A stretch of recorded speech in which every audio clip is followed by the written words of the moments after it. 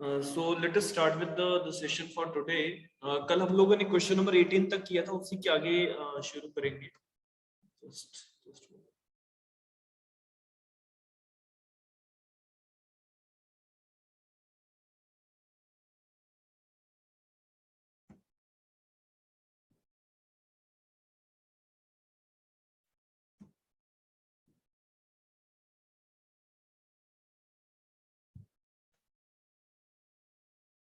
is my screen is visible to everyone?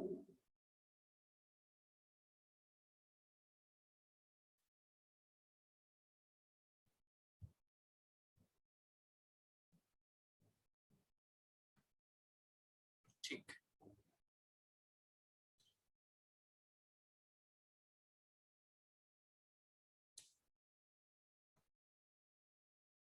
Yeah, so here we have the questions for today. The first question in the today's session is related to a case law. ठीक है, case law से related सवाल है. Question है आपका, in which of the following case the Supreme Court has taken the view that false accusations of adultery amount to cruelty. कि अगर किसी व्यक्ति के ऊपर false allegations लगाए जाते हैं कि उसके extra marital affair है, adultery के अंदर एक व्यक्ति involved है, अगर ये false allegations है तो हमने इसको cruelty माना है. किस केस में ये ऑनरेबल सुप्रीम कोर्ट ने कहा था? It is Harjeet Kaur versus Rooplal, V Sitaram Agarwal versus Sarla Agarwal, Cooper versus Cooper और भगवत वर्सेस भागवत. यस,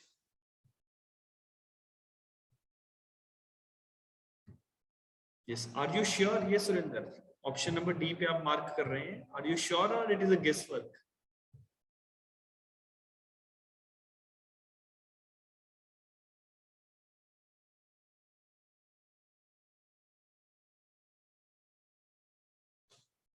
ठीक है, let me see what the other people give the answer.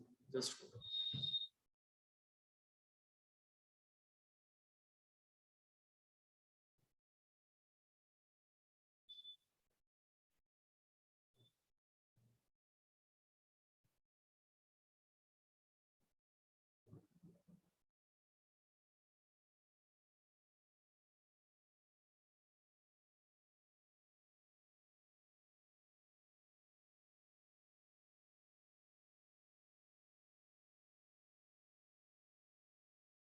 some glitches. Just hold on for a while. There are some glitches in the.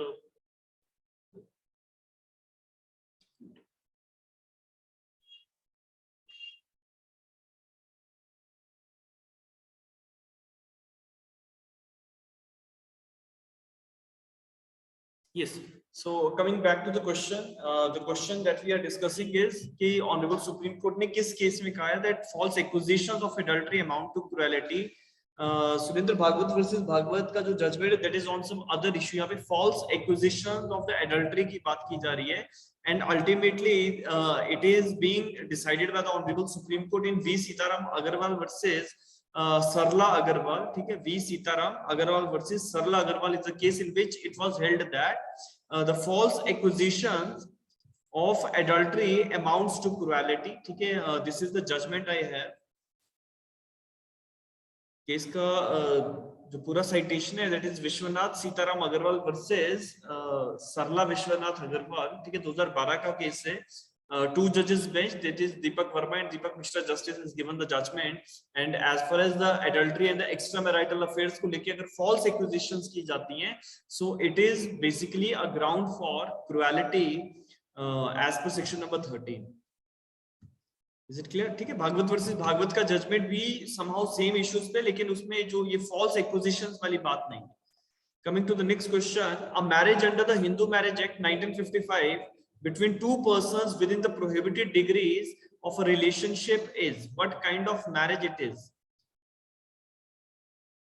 Yes, if there is a marriage between two persons and the marriage is in the prohibited degree, so it is a void marriage. ठीक है, option number B is the right answer. Coming to the next one, a partition of a Hindu undivided family may be affected by agreement between the parties, arbitration, conduct, or any of the above. The partition of a Hindu undivided family property may be affected by agreement between the parties, arbitration, conduct, or any of the above?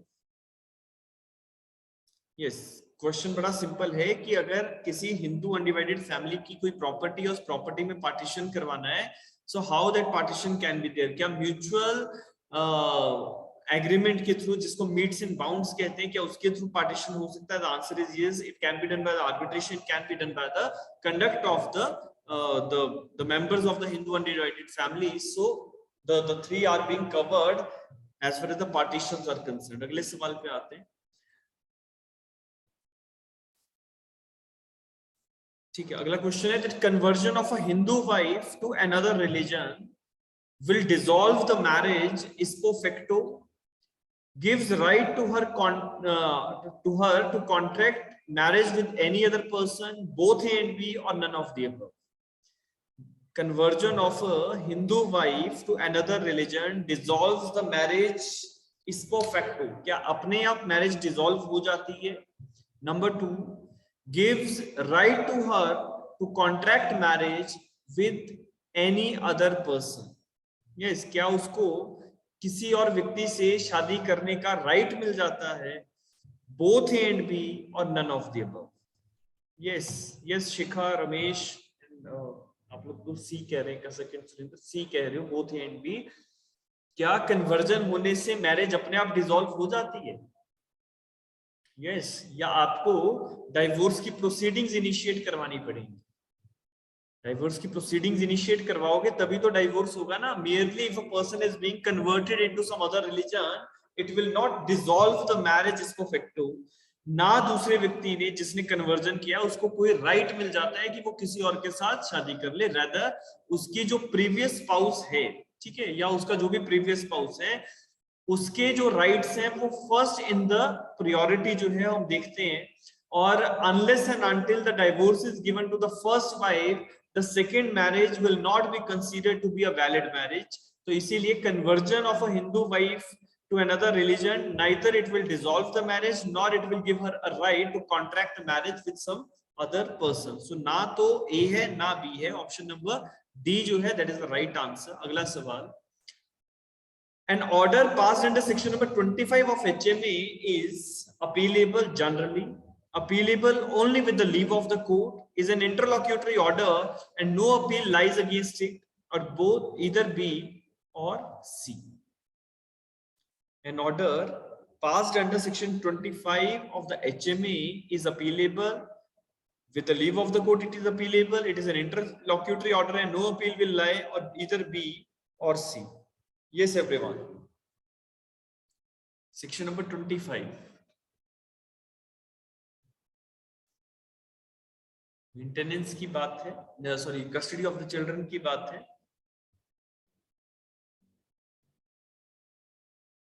Maintenance की है या maintenance pendente lite की है? Section number 25 किसकी बात करता है, पहले तो ये देखेंगे.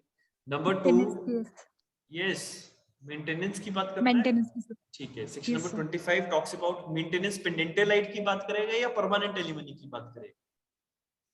सर परमानेंट एलिमनी की बात करता है. ठीक है, so once the order is being passed under section number 25 of the HMA, क्या उससे एक अपील जा सकती है? The answer is yes, it is appealable. ठीक है, आपको वहां पे जो अपील है that is mentioned in the provisions itself. Section number 28, 29 के आगे का जो एरिया है that is basically related with this. दूसरा कि only with the leave of the court आप अपील करोगे, ऐसा नहीं है ना. आपका सेक्शन नंबर 25 का जो ऑर्डर है वो interlocutory, rather it is the final order against which the appeal may. ठीक है, coming to the next question. इसका ध्यान रखिएगा, क्वेश्चन में पूछा क्या जा रहा है. ऐसा नहीं कि आपको 60 डेज आपने पढ़ा है तो आंसर कर देना है. क्वेश्चन में हमेशा ऐसी तरह क्वेश्चंस अगर आते हैं तो ऑब्जेक्शंस रेज होंगे. Under which of the following sections of the Hindu adoption and maintenance act a Hindu woman is empowered to adopt?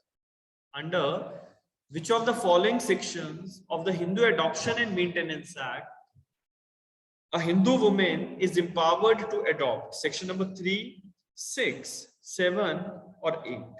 Yes, section 5 तो ऑप्शन में ही नहीं है. Which of the following section provides that the Hindu woman is empowered to adopt? Yes, section number 3, 6, 7 और section number 8.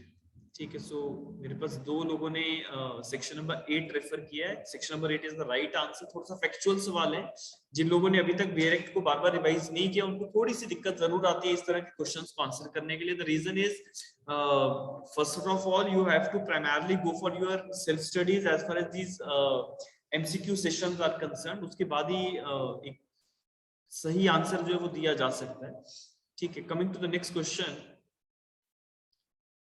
ठीक है, question है in which of the following case in 2015 the honorable supreme court has held that the property given to a Hindu woman in lieu of her pre-existing right of maintenance, even if by will, creating only life and trust, would get transformed into the absolute right of by operation of section 14 subsection 1 of Hindu Succession Act 1956. Hanuman Prasad versus Musammat Bibi, Jugal Kishore versus Saheb, JP Sarthi versus P Ramakrishna and V Tulasamma versus Sesha Reddy. Yes, सभी लोगों ने आंख बंद करके D mark किया है। Yes, सभी लोगों ने आंख बंद करके डी मार्क किया, लेकिन वी तुलसमा वर्सेस शेषा रेड्डी का केस कौन से ईयर का है? Yes everyone, 1976. Yes, V. Tulsama versus Shesha Reddy is a case decided in which year? Yes, Shalini भी आंसर कर रहे थे। 77. क्वेश्चन पढ़ो ना, 2015 से सवाल पूछ रहे हैं। 2015 the Honorable Supreme Court has held the property given to a Hindu woman in lieu of her pre-existing right of maintenance, even by her will, creating only life interest, same would get transformed into the absolute right by operation of section number 14 subsection 1 of the Hindu Succession Act. देखो, V Tulasamma versus Sesha Reddy no doubt section 14 से relate करता है, लेकिन that is a old judgment decided in 1977. But as far as this particular question is concerned, आपको 2015 देखो ना, D कैसे आप लोग मार्क कर रहे हो, है ना? तो the right answer to this particular question is JP Sarthi versus P Ramakrishna. JP Sarthi versus P Ramakrishna is the right answer. 2015 का जजमेंट है, जिसमें ऑनरेबल सुप्रीम कोर्ट ने सेक्शन नंबर 14 के ऊपर ही जो already V Tulasamma versus Sesha Reddy के केस में डिसाइड हुआ था, उसी को रीइटरेट करते हुए दोबारा से कोर्ट ने वैसी कुछ रीजनिंग्स जो है वो दी। ठीक है, coming to the next one, sapinda relationship extends to 4th generation through mother, 3 generations through mother, 5 generations through mother, or none of the above. Spinda relationship extends to 4 generations, 3 generations, 5 generations, or none of them. Yes, सवाल सोच समझ के दो थोड़ा सा। स्पिंडा relationship, yes,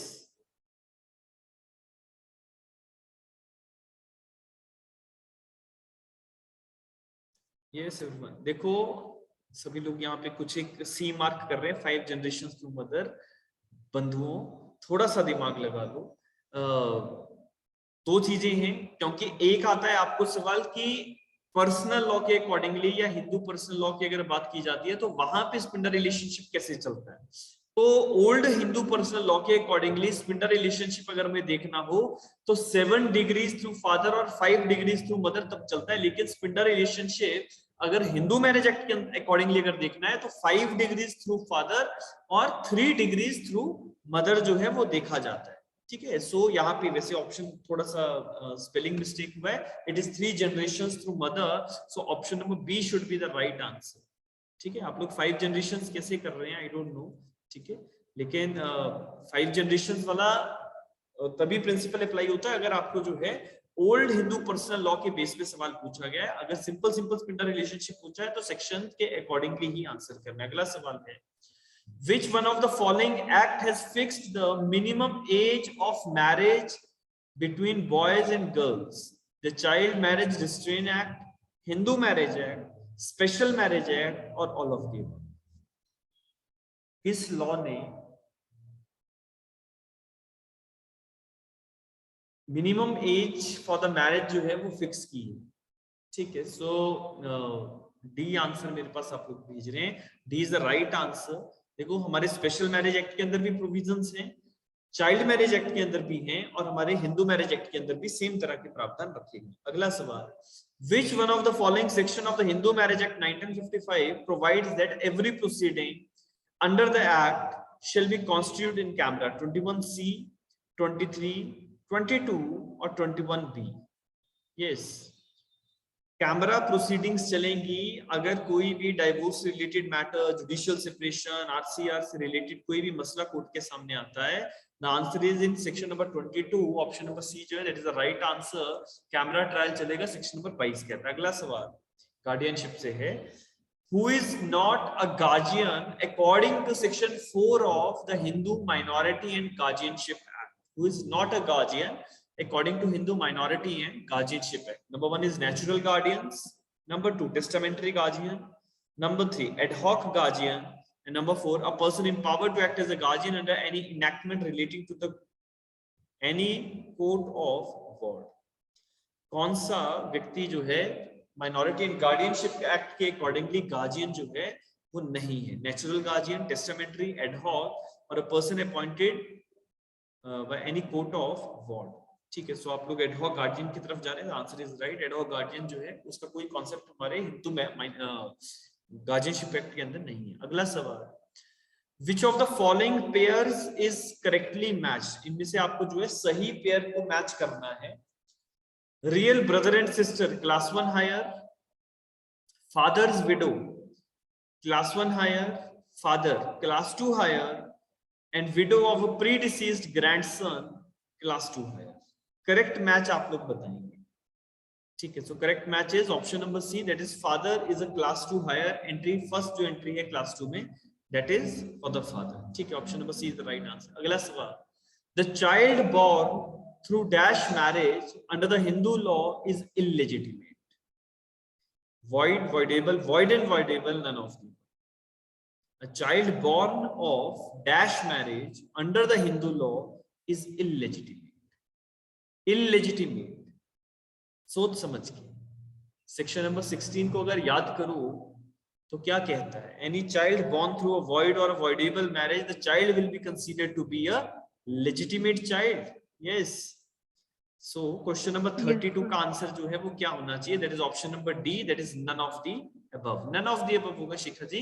ठीक है, void and voidable marriages से जो भी बच्चे पैदा होंगे वो legitimate माने जाएंगे, ना कि illegitimate। ठीक है, चलिए coming to the next question. The case relating to constructive desertion. The case related to constructive desertion. Sunil Kumar versus Swaranlata, Bipin Chandra versus Prabhavati, Dastane versus Dastane और Jyotish Chandra versus Meera. Yes, constructive desertion.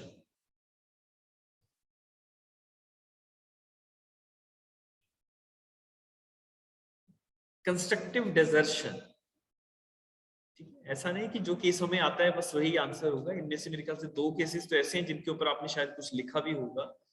ठीक है, but the answer to this question is constructive desertion का जो concept था वो ज्योतिष Chandra versus Meera के case में जो है कोर्ट ने elaborate किया था that what actually the constructive desertion is. It is ज्योतिष चंद्रा वर्सेस मीरा। अगला सवाल, under a Hindu, if where a Hindu male dies intestate, leaving behind an ascendant agnate, their order of succession on the preference basis shall be descendant collateral ascendant, descendant ascendant collateral, ascendant descendant collateral और ascendant collateral descendant। किस process को, इस succession की preference को हम जो है follow करते हैं? यस एवरीवन, बड़ा सिंपल सवाल है। एक व्यक्ति इंटेस्टेट जिसकी डेथ हो जाती है, living behind an ascendant agnate, ascendant agnate को वो छोड़ के जाता है, तो what will be the order of succession? Ascendant, descendant or collaterals, descendant, collateral, ascendants, or any of the option which you people want to give. Yes everyone. So as you people are referring, that is ascendants को सबसे पहले देखेंगे, फिर descendants को देखेंगे, फिर collateral देखेंगे, ऐसा किया जाएगा? Yes, या पहले descendants को देखते हैं, फिर ascendants को देखते हैं, फिर collateral देखते हैं। Yes, Sir, That is B. the right answer. B होना चाहिए. B वाले कितने लोग हैं? Kasik is giving the answer, that is B. Ascendant होते हैं जो ऊपर की तरफ हैं, descendants हैं जो नीचे की तरफ होंगे, collaterals हैं जो parallel चल रहे हैं. Surendra is giving the answer very confidently, that is ascendant, descendants, collaterals. Yes. What is the right answer? Option number B is the right answer. देखो सबसे पहले इंटीस्टेट की अगर डेथ होती है तो ऑर्डर ऑफ सक्सेशन जो हमारा रहेगा, सबसे पहले हम ये देखेंगे उसका कोई सन, ग्रैंडसन, ग्रेट ग्रैंडसन है या नहीं. ठीक है. अगर डिसेंडेंट में कोई नहीं मिला फिर हम असेंडेंट में जाएंगे, that is father, father's father, father's father's father. ठीक है. और अगर असेंडेंट्स में भी कोई नहीं मिला फिर कोलैटरल्स में चलेंगे, that is father's father's brother's son, father's father's sister's daughter, फिर वहां कोलैटरल में चले जाते हैं. तो that is to be seen. ठीक है. तो यहाँ पे आप लोग इसको आई डोंट नो कैसे देख रहे हैं, असेंडेंट डिसेंडिंग कोलैटरल कैसे आपने मार्क किया. सीधा सवाल है ना, आपको ऑर्डर ऑफ सक्सेशन बताना है प्रेफरेंस के बेसिस पे. व्यक्ति असेंडेंट एग्नेट को छोड़ के जा रहा है, हमें उससे कोई, हमें ये नहीं देखना है कि वो छोड़ के किसको जा रहा है, हमें देखना है कि सक्सेशन का ऑर्डर कैसा होता है. ठीक है. तो it is descendants first, ascendants 2, collaterals 3. ठीक है. तो this is the right answer. Option number B जो है that is the right answer. अगले सवाल पे आते हैं.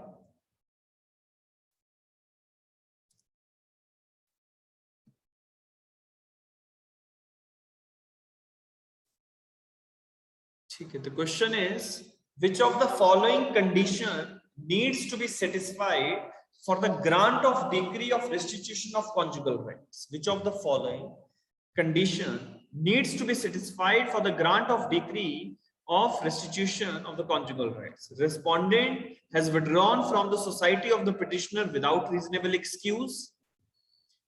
The court is satisfied about the truth of the statement made in the petition. There is no legal ground why the relief should not be granted, and all of the above. Yes. Which of the following condition needs to be satisfied? क्या तीनों चीजें चाहिए या आपको जो लगता है वो आंसर आप दे सकते हैं. यस. सो डी आप लोग कह रहे हैं, दैट इज नंबर 1 इज कि रिस्पोंडेंट जो है पिटिशनर की सोसाइटी को विड्रॉ करके गया है.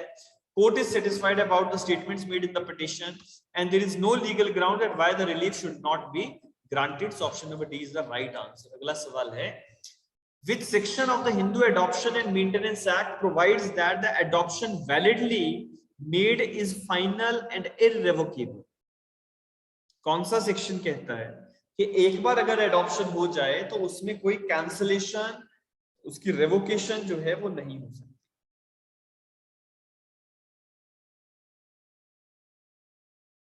यस. सेक्शन नंबर 15 कहता है. यस. सेक्शन नंबर 15 कहता है.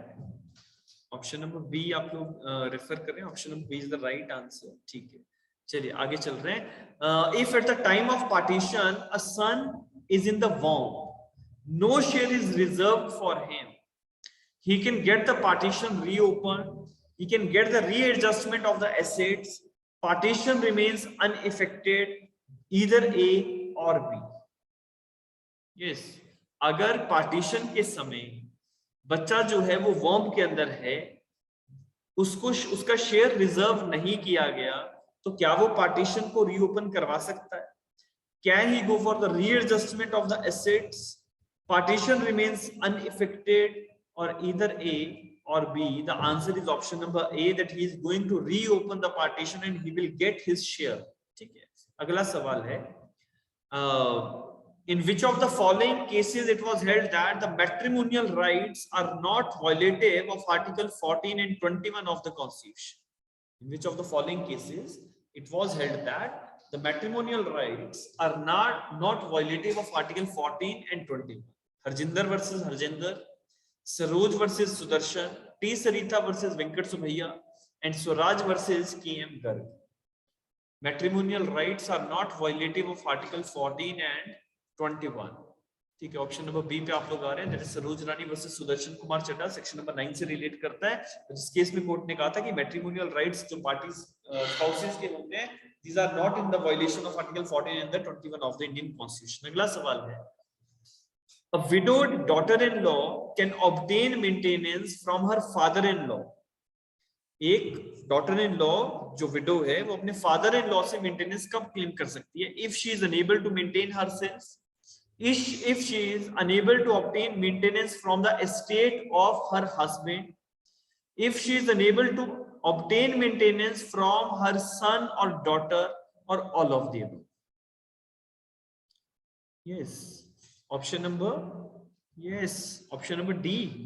ठीक है, D is the right answer. अगला सवाल है, the object of the Hindu Marriage Act is, Hindu marriage act का क्या ऑब्जेक्ट है?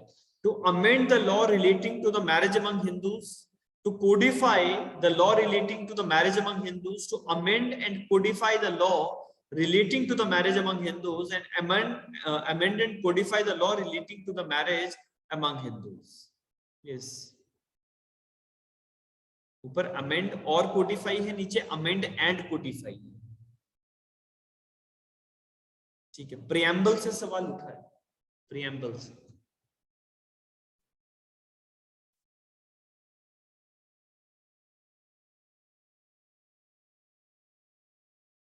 ठीक है, शालिनी कह रही है सर एंड होना चाहिए.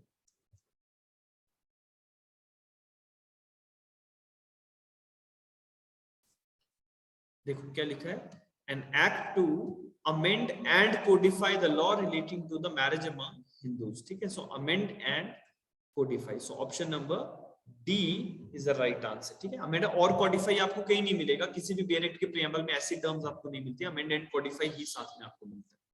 ठीक है, coming to the next question.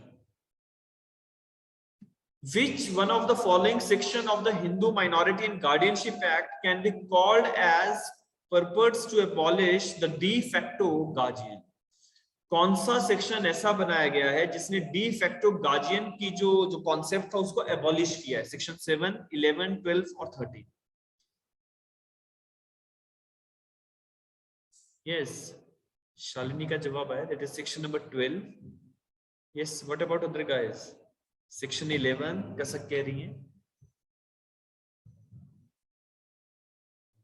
Factual सवाल है, जब तक आप डायरेक्ट को अच्छे से नहीं पढ़ेंगे you are not able to recollect the sections. ठीक है, ये इसका ध्यान तो रखना ही पड़ेगा. सुरेंद्र सेक्शन नंबर 12 कह रहे हैं. ठीक है, देखो as far as the abolishing of the de facto guardian इज कंसर्न, ठीक है, सेक्शन नंबर 11 अपने बेरेक्स पे अगर आप देखें, if you have the barracks you can take it out and see that what is there in section number 11 of the Hindu Minority and Guardianship Act. देखो testamentary guardians की बात आती है, फिर उसके बाद guardianship in respect of the person और the property of the minor की बात आती है, फिर उसके बाद हमारे de facto गार्डियन की बात आती है, that is given in section number 11 of the minority and guardianship act. Section number 12 जो है इसकी बात नहीं कर रहा, rather it is talking about something else. अगला सवाल है, A marries B, the widow of the elder brother. A marries B, the widow of the elder brother. The marriage under the Hindu law is valid, void, voidable, or none of this. Yes. कैसे कब C कह रहे हैं? Voidable. A marries B, the widow of elder brother. ठीक है, एक व्यक्ति ने अपने बड़े भाई की विडो के साथ शादी की है. The marriage is within the prohibited degrees. Yes, the marriage is within the prohibited degrees and hence the marriage will be void. अगला सवाल, which of the following is a copartner? A son of a void marriage, a son of an annulled voidable marriage, both A and B, neither A nor B. Which of the following is a copartner की बात आ रही है? Son of a void marriage, son of the annulled marriage, both A and B, neither A nor B.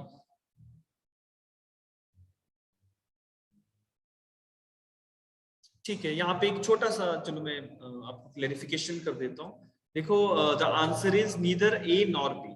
क्यों ऐसा है? देखो हमने void और वॉइडेबल मैरिजेस के जो बच्चे थे उनको लेजिटिमेसी का एक जो प्रोटेक्शन था वो तो दिया, लेकिन merely because those children are being as per law हमने उनको लेजिटिमेट माना है ताकि डेस्टिट्यूशन और वैग्रेंसी से उनको बचाया जा सके. ठीक है, उनकी जो फ्यूचर प्रोस्पेक्ट्स को ध्यान में रखते हुए सेक्शन नंबर 16 को इनैक्ट किया गया। लेकिन when it comes to the coparcenary, तो कोपार्सनरी में the child should be from the valid marriage, only then he enjoys the rights of a copartner, otherwise that person does not have the copartnery rights in the joint into family property.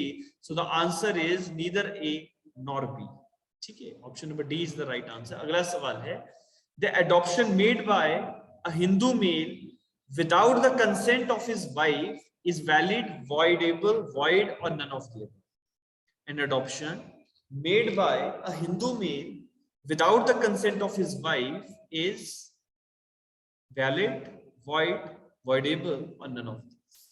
ठीक है, सो option number सी आप लोग कह रहे हैं it is a void marriage, void adoption। कारण कि अगर एक व्यक्ति मैरिड है तो उसे अपने स्पाउस का कंसेंट लिए बिना एडॉप्शन जो है वो नहीं करनी, और अगर वो बिना कंसेंट के एडॉप्शन करता है तो एडॉप्शन वैलिड नहीं मानी जाएगी। अगला सवाल, Spinda relationship and the degrees of prohibited relationship as defined in section number 3 of the Hindu Marriage Act includes relationship by half or uterine blood, illegitimate blood relationship, relationships by adoption, or all of them. Simple सवाल, factual सवाल है ये, तो जिसने where act अच्छे से पढ़ा होगा, आई डोंट थिंक वो व्यक्ति कोई भी आंसर जो है उसको गलत मार्क करने वाला है। ऑप्शन नंबर डी पे आप लोग जा रहे हैं। स्पिंडा रिलेशनशिप्स एंड प्रोहिबिटेड डिग्री का जो रिलेशनशिप है, दोनों डेफिनेशंस जहां पे खत्म होती हैं, ठीक है, वहीं पे लेट मी टेल यू,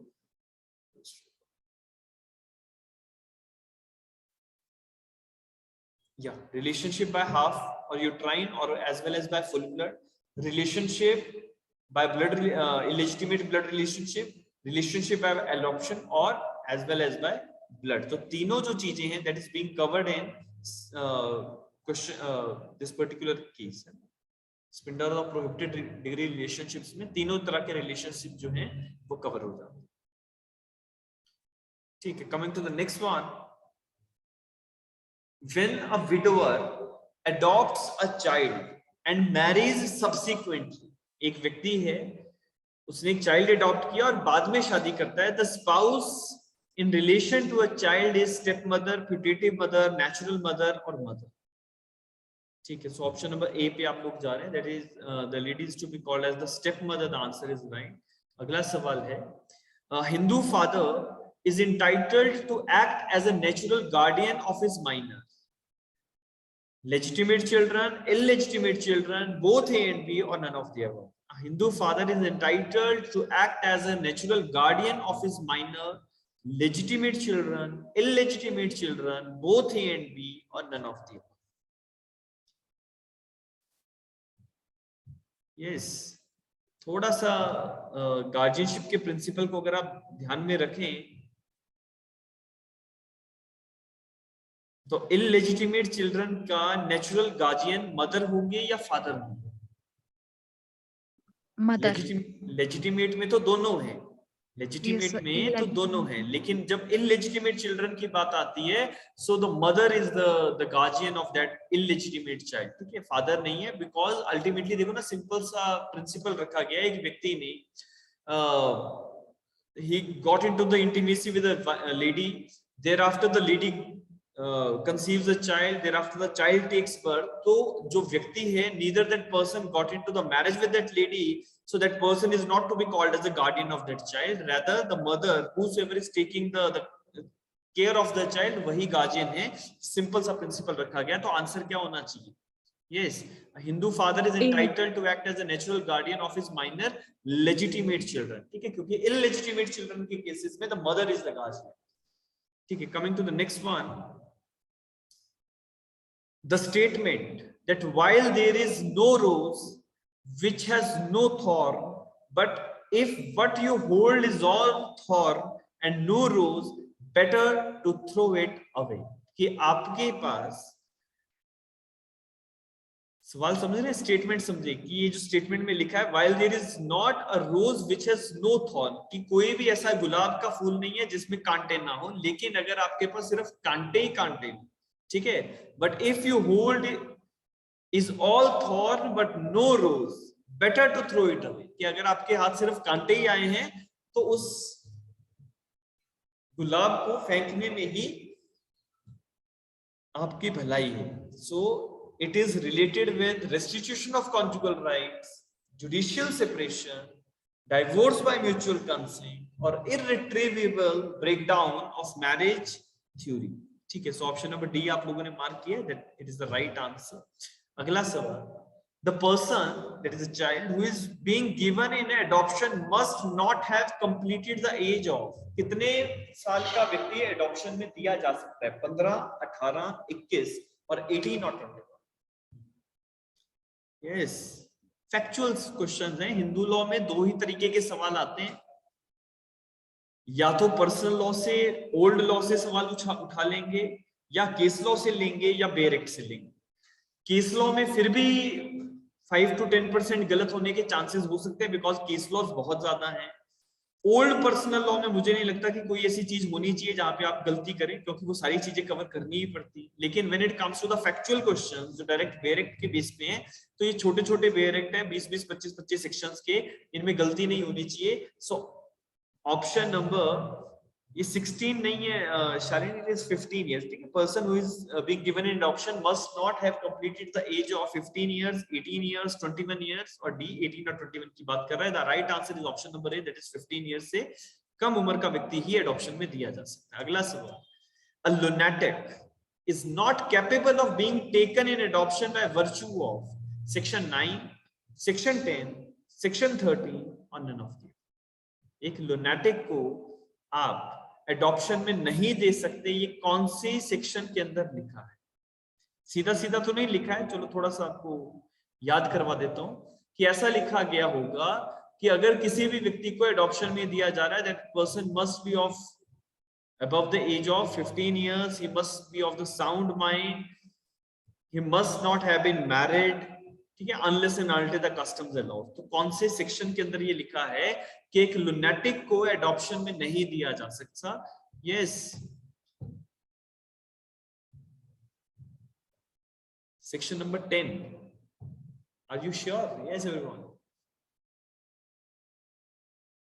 कसक, आपके पास अगर हिंदू मैरिज एक्ट है तो एक बार सेक्शन 10 पढ़ के सुना सकते हैं? No, sir, judicial separation. Section नहीं, 10 सेक्शन हिंदू में ये Hindu adoption and maintenance act के सेक्शन 10 की बात हो रही है. Yes. Adoption and maintenance act का सेक्शन 10.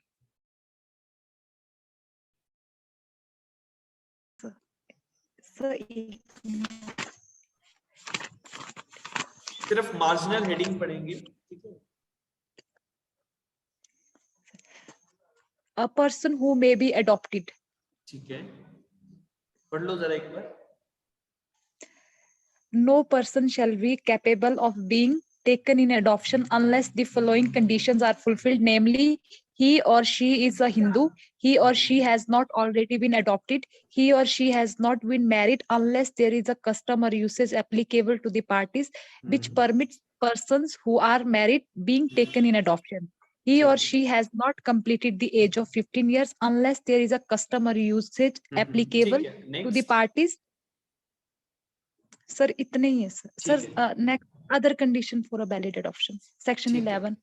ठीक है, so other conditions of the valid adoption बताओ जरा, क्या क्या है section 11 में?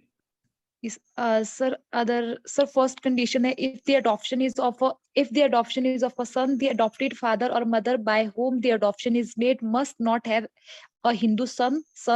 ठीक है, वो ठीक है, वो अदर एरियाज में चले गए ना. लेकिन Yes, sir. अब सवाल से सेक्शन 10 क्या वास्ता करता है?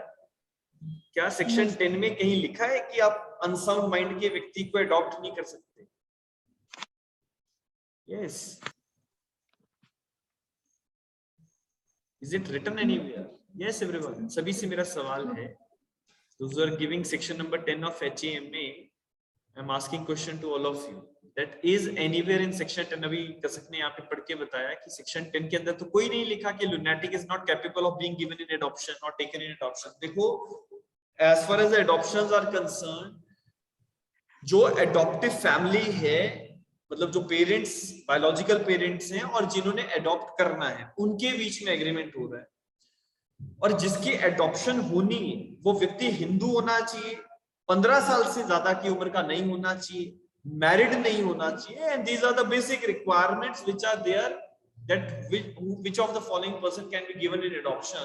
So none of sections, either 9, 10 or 13, are stating to the point that lunatic is not capable of giving in adoption. So option number D is the right answer. Sir ठीक है, आपने बोला मैं थोड़ा सा हिंट दे देता हूँ, और आपने हाँ। हिंट दिया तो हमने 10। ठीक है, तो आप लोगों ने सेक्शन 10 मार्क कर दिया, लेकिन सेक्शन नंबर 10 में तो कहीं पे बात ही नहीं है ना, इसीलिए तो पढ़ाया मैंने। ठीक है, कि सेक्शन नंबर मुझे लगा 10, 10 हाँ, होगा, फिर ये 10 ही देखो, कर दिया।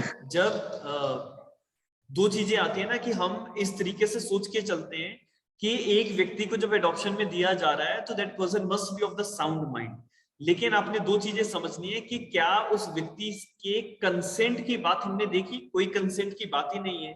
तो जब कंसेंट की बात नहीं है तो उसकी साउंड माइंड की एप्लीकेबिलिटी की वाली जो बात है वो भी साथ में अप्लाई नहीं होगी, इसीलिए सेक्शन नंबर 10 जो है वो पढ़ाना पड़ा मुझे। अगले सवाल पे आते हैं। The separate property of a male Hindu male dying intestate may be succeeded by a separate property of a Hindu male dying intestate may be succeeded by father, mother, brother or sister. Succession में किसके पास जाएगा? A separate property of a Hindu male dying intestate may be succeeded by father, mother, brother, sister. Father के पास जाएगा Shalini. Father is a class 2 legal है, mother is a class 1 legal है, तो mother के पास जाएगा ना। Brother and sister class 2 legal है, तो the answer should be option number B. ठीक है, देखो कैसे सिंपल सिंपल सवाल है, आई डोंट नो व्हाई गलती आप लोग करते हैं, छोटे छोटे सवाल है, सिंपल सिंपल। ठीक है, अगला क्वेश्चन है, the charge for the purpose of permanent alimony can be created on the self-acquired property of the respondent on the undivided share in the joint family property, both A and B or none of the above. एक husband के ऊपर wife ने case किया, wife को court ने कहा कि हम हस्बैंड की प्रॉपर्टी पे आपको चार्ज दे देते हैं। चार्ज का मतलब कि हस्बैंड को मान लो कोई प्रॉपर्टी है, उसमें से जो किराया आता है वो किराया वाइफ को चला जाए। तो वो जो चार्ज क्रिएट करना है वो किस तरीके की प्रॉपर्टी पे हो सकता है? Self acquired, undivided share in the joint family, both A and B और none of the above. The answer is option number C, both A and B, क्योंकि जॉइंट फैमिली प्रॉपर्टी में अनडिवाइडेड शेयर तो है ही है ना उस व्यक्ति का, तो उस पे भी चार्ज जो है वो दिया जा सकता है। अगला सवाल, the degrees of prohibited relationship include the relationship by full blood, half and uterine blood, adoption और ऑल ऑफ द अबव। ये पहले भी हमने रिपीट किया है, the answer is option number D. Next question है, गिल्ट थ्योरी से relate कर रहा है। Guilt theory of divorce implies one party, one guilty party and the other party to be innocent, both the parties to the marriage to be guilty, both A and B और either A और B. Guilt theory of divorce section number 13 के अंदर एक व्यक्ति extra marital affair में है और दूसरा उसके ऊपर केस करता है डाइवोर्स क्लेम करने के लिए। एक व्यक्ति डिजर्शन कर रहा है, क्रुएलिटी कर रहा है, दूसरा उसके ऊपर केस कर रहा है। So one guilty party is there and the other party is innocent. So guilt theory of divorce is being given in section number 13 of the HMA. अगला सवाल है, the fine prescribed under section 18 of HMA for the child marriage may extend to rupees, option A 5,000, option B 1,000, option C 1 lakh, option number D 10,000। Fine जब child marriage के लिए लगाया जाएगा तो वो कितना फाइन जो है लगाया जा सकता है? यस, 5,000, 1,000, 1 लाख और 10,000। 1 लाख, यस यस सर। 1,000 रुपया लगाएंगे सुरेंद्र। 1,000 रुपए से क्या बनेगा? प्रोहिबिटेड एंड स्पेंडर रिलेशनशिप के अंदर अगर शादी हुई है तब फाइन जो है वो कम है, लेकिन when it comes to the child marriage so आपका फाइन जो है वो 1 लाख रुपीस तक जाएगा। ठीक है, ये याद करो, ये अभी बहुत बहुत जरूरत है हिंदू लॉ में अच्छे से समझने की। ठीक है, अभी तक जैसे मैं देख रहा हूँ कि कुछ फैक्चुअल क्वेश्चंस हैं जो बीच बीच में गलत कर रहे हो, सारे लोग नहीं, लेकिन जिनको भी ये समझ में आ रहा है कि आपके आंसर्स गलत हो रहे हैं तो आपको ये ध्यान रखना है। अगला सवाल है, the order under section 26 of HMA can be passed in respect of legitimate minor children, illegitimate both or none of the above। Section number 26 के अंदर जो कस्टडी ऑफ द चिल्ड्रन की बात होती है वो कौन से चिल्ड्रन है? लेजिटिमेट, इलेजिटिमेट, बोथ और none of the above. The answer is C, both. ठीक है, अगला सवाल, the period of imprisonment for the procurement of marriage between two sapindas under section number 18 may extend to 15 days, 1 month, 3 months, 6 months. स्पिंडा relationship में शादी हुई, सजा कितनी हो सकती है? 15 दिन, 1 महीना, 3 महीना, 6 महीना. सो इट इज 1 month. ठीक है. Next question, relief of permanent alimony is incidental to the grant of a substantive relief, is independent of the substantive relief, is independent of the grant of the substantive relief, either B or C. Question समझा देता हूं कि जो आपको permanent alimony मिली है, क्या वो इसलिए मिली क्योंकि आपको कोई और भी रिलीफ मिला है, या आपको परमानेंट एलिमनी इंडिपेंडेंटली मिलती है अलग से, या it is independent of the grant of the substantive relief. Substantive relief है जैसे आपको डाइवोर्स, जुडिशियल सेपरेशन, ऐसी कोई डिक्री मिल रही है या ऑर्डर मिल रहा है, तो क्या परमानेंट एलिमनी उसके साथ चलता है या इंडिपेंडेंटली चलता है? Yes, so option number A is the right answer. वो इंडिपेंडेंट नहीं है. इंडिपेंडेंट नहीं है, सुन लो पहले ऑप्शंस को मार्क करने से पहले. अगर आप सेक्शन नंबर 25 पढ़ेंगे तो वहां पे लिखा है, at the time when the court makes or grants any decree to a party.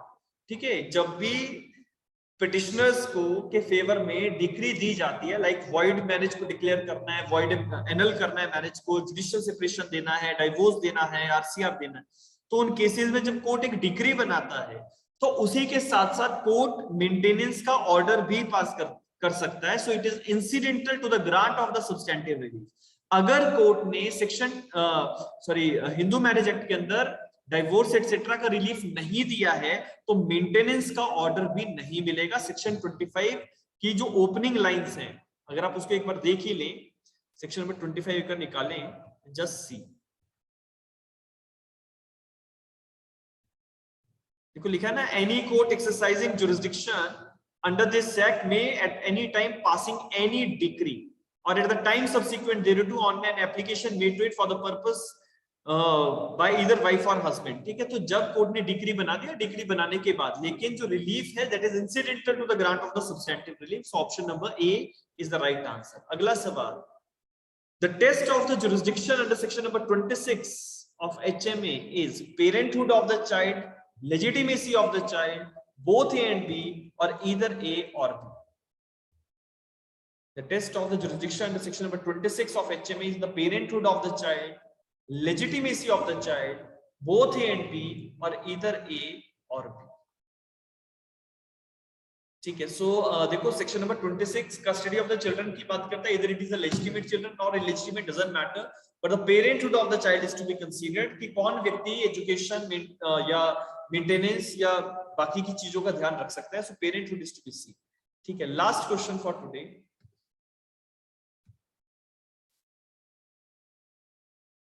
That which of the following who among these are recognized as the natural guardian in Hindu law? Father, mother, father and mother, father, mother and husband. कौन जो व्यक्ति है natural guardian माना गया है? Yes, father, mother and husband तीनों ही जो है नेचुरल गार्डियंस की लिस्ट में आते हैं. हस्बैंड वाइफ का गार्डियन, फादर एंड मदर बच्चों के गार्डियन. ठीक है, so by this we are closing the session. अभी हिंदू लॉ पे एक सेशन और हमारा बचा है.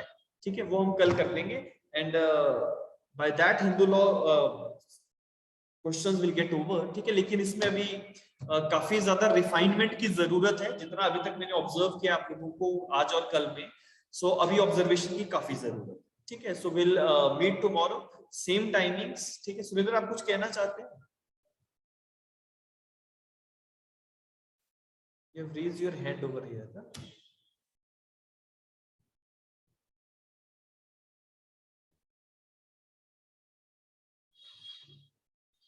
ठीक है, आप कह रहे हैं कि माइनर डिमांड पार्टीशन. देखो as far as the partitions are concern,